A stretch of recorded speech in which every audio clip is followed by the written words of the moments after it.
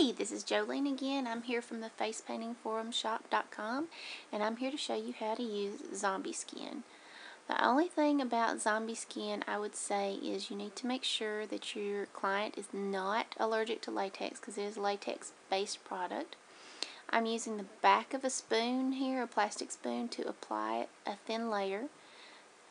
You can use a spatula if you'd like to get a little bit more of a flat outline.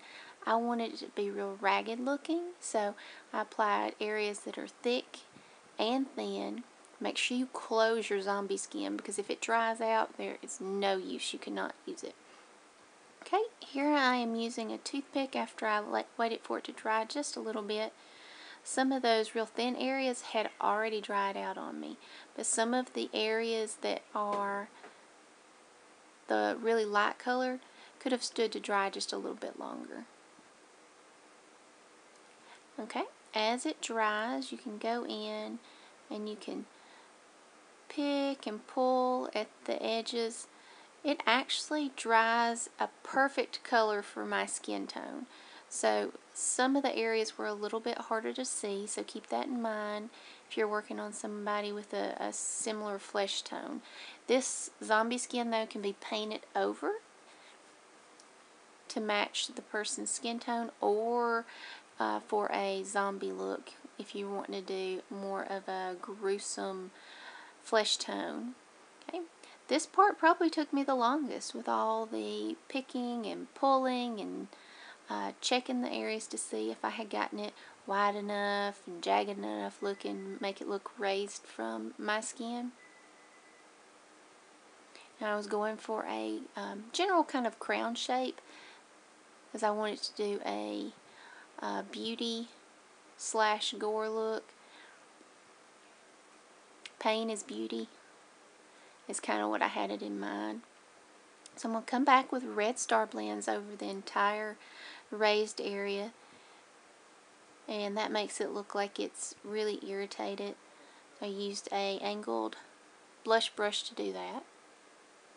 Okay, I'm going to come back in with a small brush, and I used a mixture of red and brown in order to get the dark blood look that I was wanting.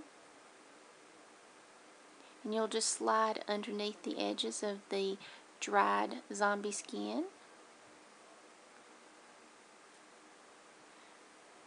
And this, I think, is what gives it good dimension, is painting around the raised areas here.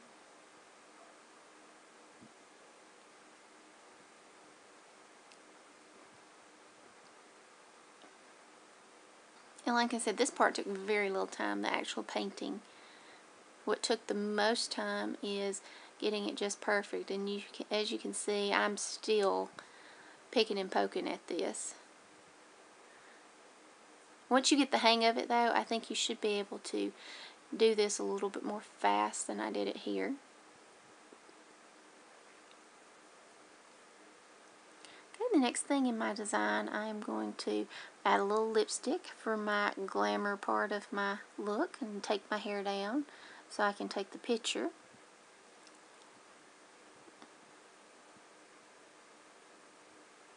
I'm going to add some drips of blood coming down from the actual wounds. From there, the sides and around the mouth.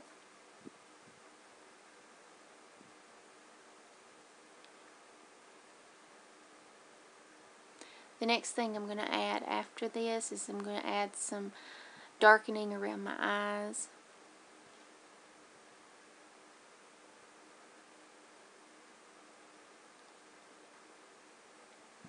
Okay, I'm actually going to use black star blends under and around my eyes. I want it to look like I'm very distraught, like I've been crying, so I add that, and then a watered down black. I'm using a small Marguerite #1, which I like because it's a little bit longer. It's almost like a liner brush, and you all know I like liner brushes anyway. Now I'm going to water the paint down. Global's a little strong, so I had to add a good bit of water, and add it under my eyes like I've been crying, so it gives tear tracks. I also go in with my finger and smudge it out a little bit.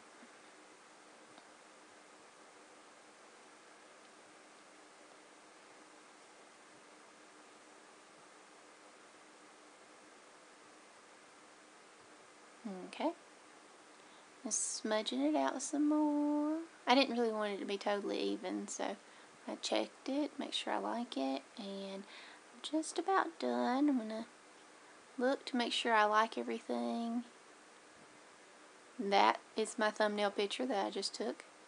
And I managed to get some of it in my hair, so try to be careful about that. You may want to have the person keep their hair back, because with it being so sticky, you need to make sure you don't get it in their hair. Removal